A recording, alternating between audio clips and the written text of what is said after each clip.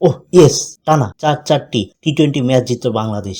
সাকিবের অসাধারণ বোলিংয়ে এই ম্যাচ জিতল বাংলাদেশ। টসে জিতে জিম্বাবুয়ে বোলিং করার সিদ্ধান্ত নেয়। ব্যাটিংয়ে নেমেই তানজিম হাসান তামিমের অসাধারণ ব্যাটিংয়ে ভালো শুরু করে বাংলাদেশ। মাত্র 5 ওভারের মধ্যেই 50 রান তুলে ফেলে বাংলাদেশ। সম্পূর্ণ ফুরফুরে মেজাজে খেলে তানজিম হাসান তামিম। 37 বলে 52 করে আউট হয় এই ভারতীয় ব্যাটসম্যান। তামিম আউট হওয়ার পরে আউট হয় সৌম্য সরকার। 34 বলে 41 রান করে আউট হয় সৌম্য।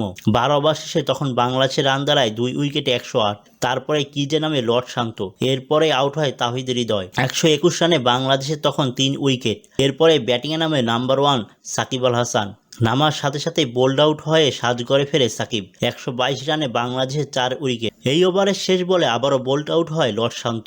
শান্তর আউটের কারণে ব্যাকফুটে চলে যায় বাংলাদেশ। 16 ওভার 2 বলে আউট হয় জাকের আলী।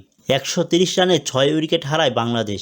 সম্পূর্ণ ব্যাকফুটে চলে যায় বাংলাদেশ। 2 বল পরে রান আউট হয় তাসকিন আহমেদ। সম্পূর্ণ খেলার বাইরে চলে যায় বাংলাদেশ। 137 রানে বাংলাদেশ হারায় 7 উইকেট। দুর্দান্ত এক ইয়র্কার বলে আউট হয় রিশাদ হোসেন।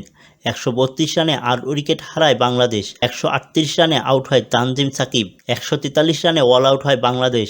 বোলিংয়ে নেমে প্রথম ওভারে উইকেট তুলে নেয় তাসকিন আহমেদ। 28 রানে আবারও তাসকিনের হামলা। এবার আউট হলেন সিকান্দার রাজা। 28 রানে জিম্বাবুয়ের 2 উইকেটের পতন। এবার আঘাত হানলেন সাকিব। 32 রানে জিম্বাবুয়ের 3 উইকেটের পতন। ক্যাম্বেল এবং বুরল এর ব্যাটিংয়ে ঘুরে দাঁড়ায় জিম্বাবুয়ে। 14তম ওভারে রায়ান বুলকে আউট করে মুস্তাফিজ। মুস্তাফিজের ওভারে দুর্দান্ত এক ক্যাচ তুলে নেয় সৌম্য সরকার।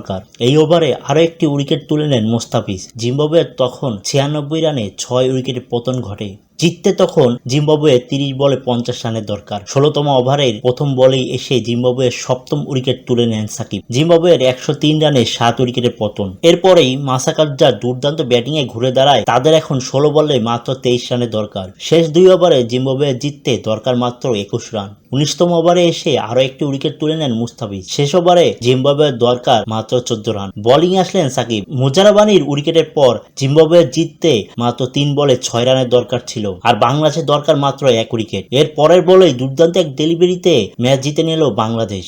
সাকিবের অসাধারণ বোলিংয়ে এবারের মতো বেঁচে গেল বাংলাদেশ। আরো একটি ম্যাচ হারতে হারতে জিতে গেল বাংলাদেশ।